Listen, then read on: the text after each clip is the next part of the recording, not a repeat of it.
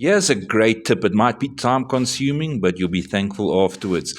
I'm attaching the drop sheet to the skirting, and I'm taking some decent masking tape, Hamilton's blue masking tape, and I'm taping the drop sheet to the edge of the skirting where it meets the wall.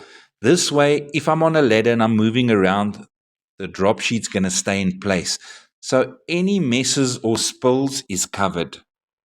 Time saver tip: you want to pour your paint into your clean tray. Wait!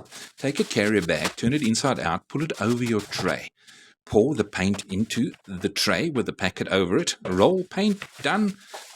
Pull off the packet when you've finished, and you've got a clean tray. Another tip for me is before you start painting, especially when you're working with enamel paints and a brush, it can get a bit messy, and painting in general. And let's just say you don't like wearing gloves while you're working. I particularly don't like wearing rubber gloves when I'm painting. What I do is just take some Vaseline and just rub it all over my hands before I even start painting.